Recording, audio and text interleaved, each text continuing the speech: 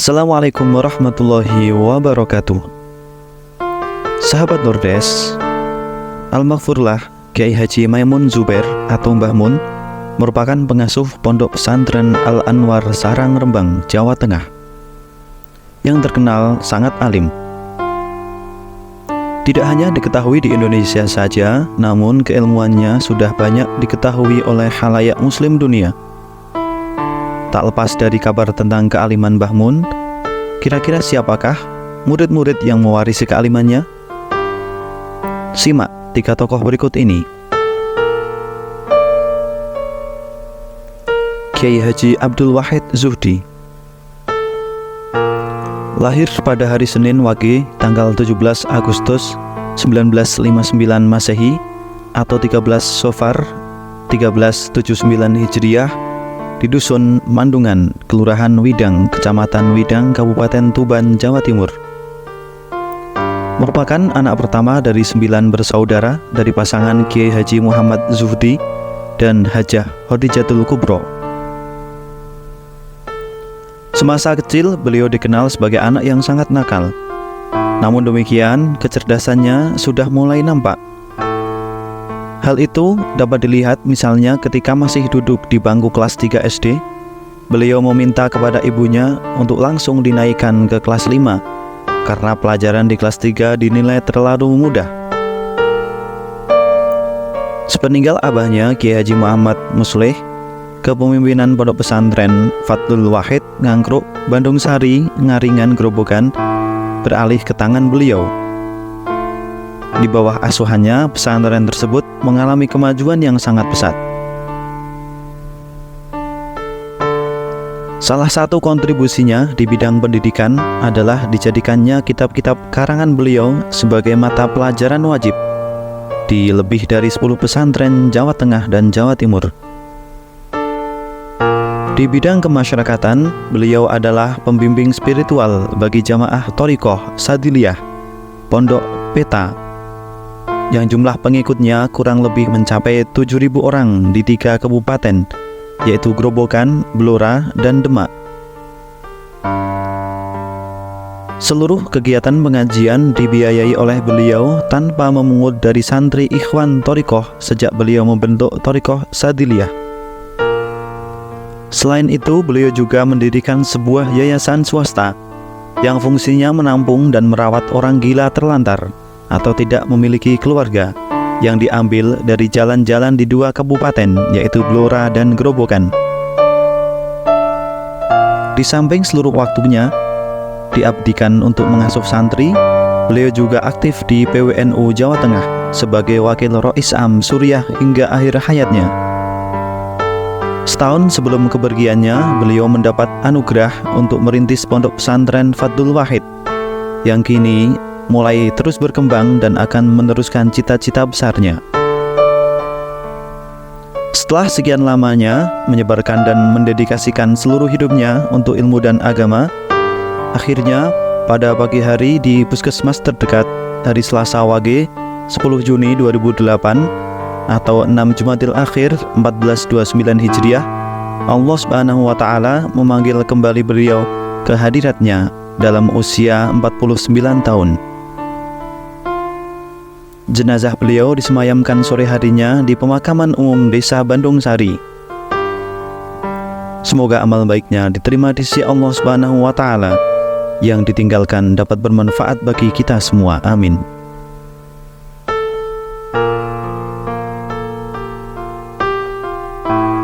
Kiai Haji Zuhrul Anam Hisham atau Gus Anam. Rumahnya yang asri dan terletak di kompleks pesantren At-Taujih Al-Islami, walau berada di daerah pelosok, senantiasa didatangi oleh orang-orang yang mengundang pengajian. Ia memang dikenal sebagai sosok dai keliling yang gigih berdakwah. Selain berceramah, ia sehari-hari adalah pengasuh salah satu pondok pesantren, yaitu Pondok Pesantren At-Taujih Al-Islami yang terletak jauh di belahan Banyumas bagian selatan, tepatnya di Leler, Desa Randegan, Kebasen, Banyumas. Walaupun pesantren ini terletak di daerah yang terpencil, itu tak menyurutkan banyak santri untuk menimba ilmu di pesantren yang ia asuh. Gus Anam juga sempat bertabarukan ke pondok pesantren Al-Balagh, Bangilan, Tuban selama sebulan, dan Syekh Mahmud Yunus di Cirebon. Kiai Haji Zuhrul Anam kemudian melanjutkan diri ke pondok pesantren Al-Anwar, Sarang, Rembang yang diasuh oleh Kiai Haji Maimun Zubair dari tahun 1985 hingga 1989. Di pondok pesantren terkenal melahirkan banyak ulama dan pengasuh pondok pesantren itu. Ia tak menyia-nyiakan waktunya untuk belajar secara tekun.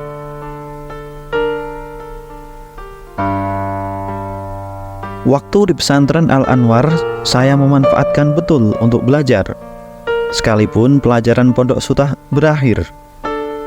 Saat di kamar saya banyak membaca kitab, dan saya baru tidur pada waktu jam 3 pagi dini hari, ujar beliau. Di pengajian taklim selapan hari itu, ia mengajar para kiai-kiai kampung yang ada di Kebumen.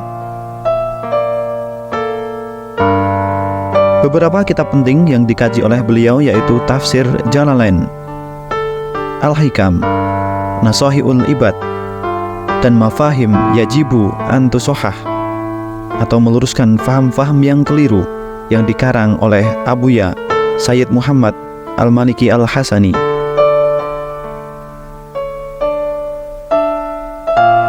Kiai Haji Zuhrul Anam juga sempat ke Pandeglang, Banten untuk tabarukan dengan Buya Dimyati.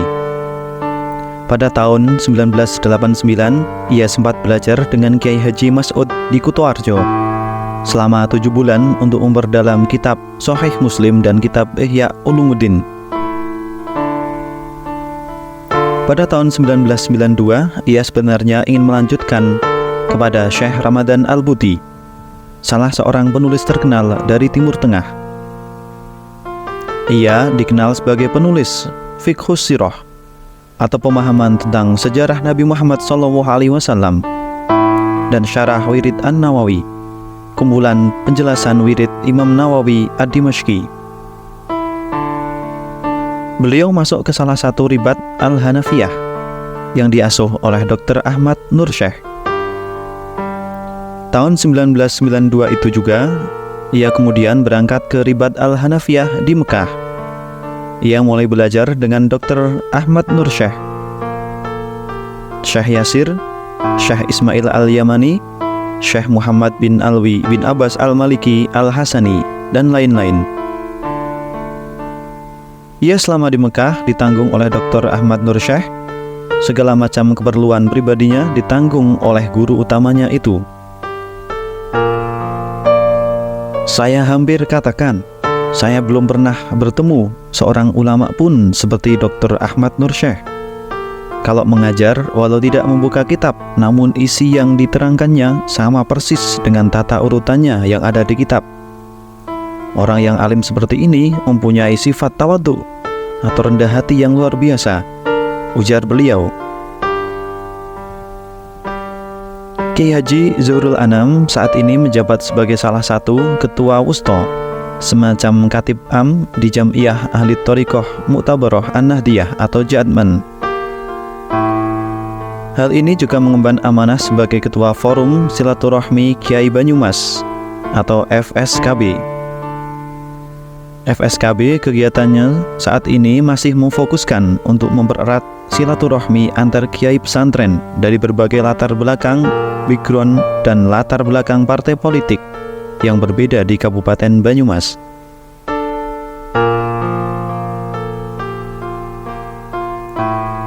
Kiai Haji Ahmad Bahauddin bin Kiai Nur Salim atau Gus Baha.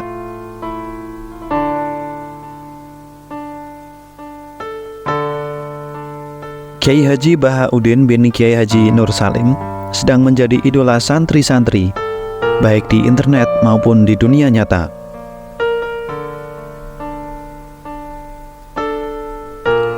Pernah dalam sebuah kesempatan, Profesor Dr. Quraish Shihab berkata, Sulit ditemukan orang yang sangat memahami dan hafal detail-detail Al-Quran hingga detail-detail fikih yang tersirat dalam ayat-ayat Al-Quran seperti Pak Baha.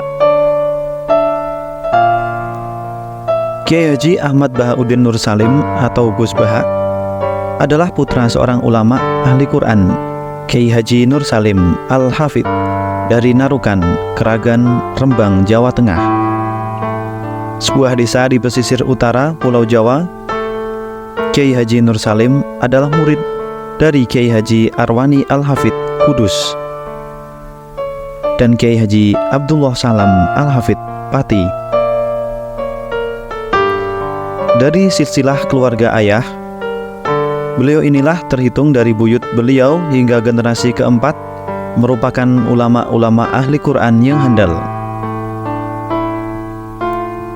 Silsilah keluarga dari garis ibu beliau merupakan silsilah keluarga besar ulama Lasem, Bani Mbah Abdurrahman Basyaiban atau Mbah Sambu, yang pesariannya ada di area Masjid Jami Lasem, sekitar setengah jam perjalanan dari pusat kota Rembang.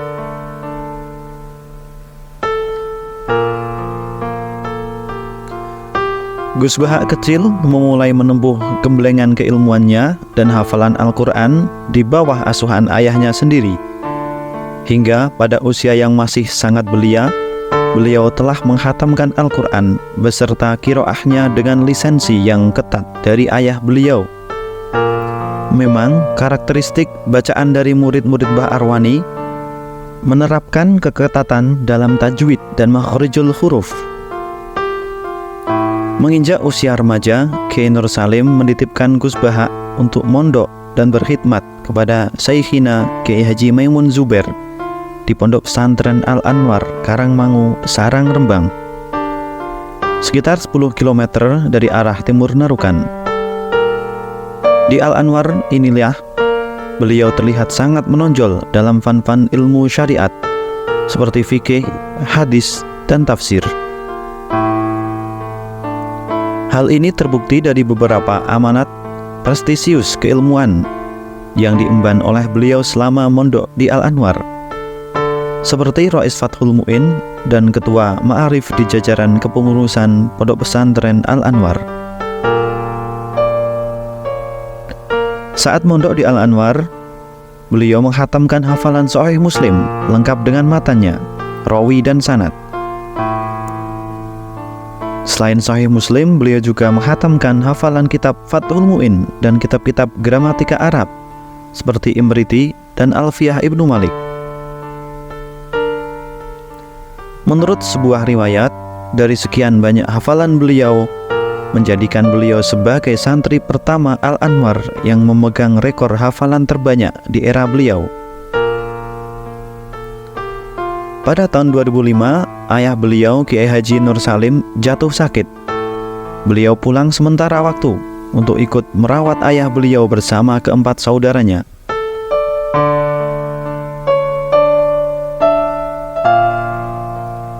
Namun siapa sangka, beberapa bulan kemudian Kiai Haji Nur Salim wafat. Gus Baha tidak dapat lagi meneruskan perjuangannya di Jogja, sebab beliau diamanahi oleh ayah beliau untuk melanjutkan tongkat estafet kepengasuhan di LP3IA Narukan. Banyak yang merasa kehilangan atas kepulangan beliau ke Narukan. Akhirnya para santri beliau pun sowan dan meminta beliau kembali ke Jogja untuk mengajar. Hingga pada gilirannya beliau bersedia, namun hanya 1 bulan 1 kali. Dan itu berjalan hingga kini. Selain mengasuh pengajian, beliau juga mengabdikan dirinya di Lembaga Tafsir Al-Quran Universitas Islam Indonesia atau UII Yogyakarta. Selain di Yogyakarta, beliau juga diminta untuk mengasuh pengajian tafsir Al-Quran di Bojonegoro, Jawa Timur. Di Yogyakarta, minggu terakhir, sedangkan di Bojonegoro, minggu kedua setiap bulannya. Hal ini beliau jalani secara rutin sejak 2006 hingga kini. Di UII, beliau adalah Ketua Tim Lajnah Mushaf UII. Timnya terdiri dari para profesor, doktor, dan ahli-ahli Al-Quran dari seantero Indonesia, seperti Profesor Dr. Quraish Shihab, Profesor Zaini Dahlan, Profesor Sohib, dan para anggota Dewan Tafsir Nasional yang lain. Suatu kali beliau ditawari gelar Dr. Honoris Causa dari UII. Namun beliau tidak berkenan. Dalam jagat tafsir Al-Quran di Indonesia, beliau termasuk pendatang baru dan satu-satunya dari jajaran Dewan Tafsir Nasional yang berlatar belakang pendidikan non-formal dan non-gelar. Meski demikian, kealiman dan penguasaan keilmuan beliau sangat diakui oleh para ahli tafsir nasional. Hingga pada suatu kesempatan, pernah diungkap oleh Profesor Dr. Quraish Shihab bahwa kedudukan beliau di Dewan Tafsir Nasional selain sebagai mufasir, juga sebagai mufasir faqih, karena penguasaan beliau pada ayat-ayat ahkam yang terkandung dalam Al-Quran. Setiap kali lajnah menggarap tafsir dan mushaf Al-Quran, posisi beliau ada di dua keahlian, yakni sebagai mufasir seperti anggota lajnah yang lain, juga sebagai faqihul Quran yang mempunyai tugas khusus mengurai kandungan fikih dalam ayat-ayat ahkam di Al-Quran. Itulah 3 santri Kiai Haji Maimun Zubair yang sangat terkenal kealimannya. Wallahu a'lam bishawab.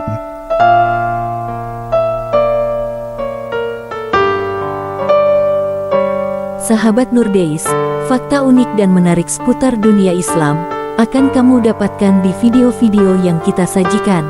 Simak baik-baik dan jangan lupa tekan tombol subscribe dan aktifkan lonceng notifikasinya.